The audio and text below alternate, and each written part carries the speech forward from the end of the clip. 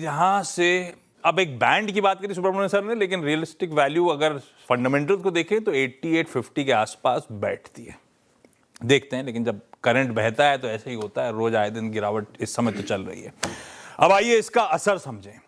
रुपए की कमजोरी के बीच कौन से सेक्टर्स, कौन सी थीम्स, किसके लिए फायदा, किसके लिए खराब खबर, ये समझ ली जाए। सुदर्शन, रखें अभी भी $100 की निकाल दिए? नहीं रखे हुए। हाँ, तो अगर जो मैं रुपए की बात करूं 10 साल में 30%, 5 साल में 20% और 1 साल में 5% कमजोरी आई है। यह है गिरावट रुपए का। और लास्ट 2 दिन में आपने देखा कम से कम 2% की गिरावट आई है। और आज का बेसिकली रिकॉर्ड लो जो रुपये का है वो 90.29 है। वहाँ से थोड़ी सी रिकवरी लास्ट कुछ 1 मिनट में देखने को मिला है। अब भी अगर जो देखेंगे तो 90.12 से 90.110 के बीच में ये ट्रेड करते हुए दिख रही है। अब जानेंगे कि इससे कौन कौन से सेक्टर्स को बेनिफिट होगा और कौन कौन से सेक्टर्स नेगेटिवली इंपैक्ट होंगे। सबसे ज़्यादा जिसको बेनिफिट होगा और वो एकमात्र सेक्टर है जो कि आज पॉजिटिवली ट्रेड कर रहा है, वो है IT सेक्टर। क्यों?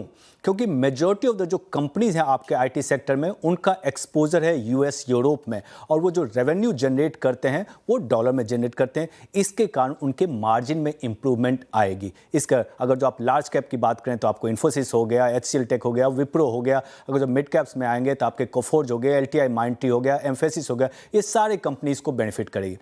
दूसरा सेक्टर आता है फार्मा। यहाँ पे लिमिटेड इंपैक्ट होगा डिस्पाइट हायर एक्सपोजर। क्यों? क्योंकि बेसिकली वो हेज कर लेते हैं डॉलर एक्सपोजर, और जो उनका इनपुट कॉस्ट होता है वो रेंज होता है 40 to 60% टोटल सेल्स का। इसके कारण वो नेगेटिव इंपैक्ट होगा। इसके लिए आपको ज़्यादा आज भी फार्मा स्टॉक्स में इंपैक्ट देखने को नहीं मिल रहा। Majority of the pharma stocks ये नीचे के साथ ही ट्रेड करते हुए दिख रहे हैं। अब आते हैं ऑटो सेक्टर में। 2 कंपनी ऐसे जिनको सबसे ज़्यादा बेनिफिट होगा टू व्हीलर्स में, वो है TVS मोटर और बजाज ऑटो। TVS का ऑलमोस्ट 30% जो टोटल रेवेन्यू का है वो एक्सपोर्ट से आता है। और रेवेन्यू का अगर जो बात करेंगे तो 25 to 26%, 30% वॉल्यूम का था। बजाज ऑटो का ऑलमोस्ट 50% ऑफ टोटल रेवेन्यू उनका एक्सपोर्ट से आता है। और अगर जो ₹1 का फॉल होता है तो एनुअलाइज्ड एबिटा में ऑलमोस्ट 200 करोड़ का पॉजिटिव इंपैक्ट होता है। अगर जो Q2 FY26 की बात करें तो उनका डॉलर रियलाइजेशन जो था 87.10। जस्ट Q3 का मैंने 2 महीने का कैलकुलेशन किया, वो रियलाइजेशन आता है 89.10। तो आप कैलकुलेट कर सकते हैं जो पॉजिटिव इंपैक्ट होगा एनुअलाइज्ड एबिटा पे, उसका रेंज होगा 350 to 400 करोड़ का। अब आते हैं ऑटो एंसिलरीज में। इससे मैंने 3 कंपनीज लिया है, संवर्धना मदरसन, भारत फोर्ज और यूनो मिंडा। संवर्धना मदरसन के लिए मार्जिनली पॉजिटिव होगा, क्यों? उनका भी एक्सपोर्ट से 60 to 70% रेवेन्यू आता है, लेकिन उनका मैन्युफैक्चरिंग बेस भी वहाँ पे है। उसके उनका भी कॉस्ट इंक्रीज हो जाएगा, तो मेजॉरिटी ऑफ द पार्ट जो वो जनरेट करेंगे रेवेन्यू वो ऑफसेट हो जाएगा।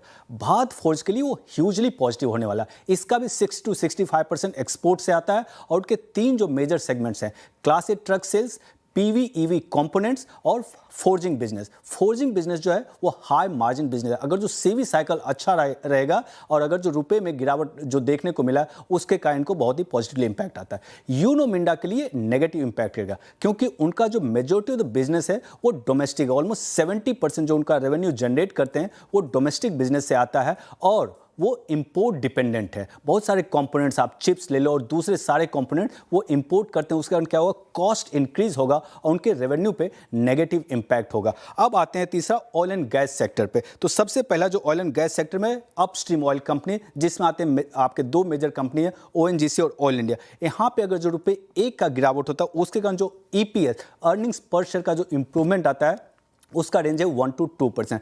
रिलायंस इंडस्ट्रीज की अगर जो बात करें तो ये नेगेटिव, ये पॉजिटिव है, तो मिक्स्ड इंपैक्ट है। नेगेटिव क्योंकि वो इंपोर्ट करते हैं क्रूड, LNG और एथेन, और GRM जो होता है डॉलर डिनोमिनेटेड होता है, उसके कारण से पॉजिटिवली इंपैक्ट होगा। आते हैं CGDs, वो नेगेटिव इंपैक्ट होगा क्योंकि वो LNG इंपोर्ट करते हैं, और EPS में जो इंपैक्ट होगा वो 4 से 11% का। लास्ट में केमिकल सेक्टर, IT के जैसा इनका भी एक्सपोजर बहुत ज़्यादा है, इसके लिए पॉजिटिवली इंपैक्ट होगा। इससे मेजॉरिटी ऑफ द कंपनीज जो हैं, SRF हो गया, PI इंडस्ट्रीज हो गया, अतुल होगा और सारे कंपनी। सो ओवरऑल रुपए के गिरावट से पॉजिटिव इंपैक्ट ज्यादा है, नेगेटिव इंपैक्ट कम है।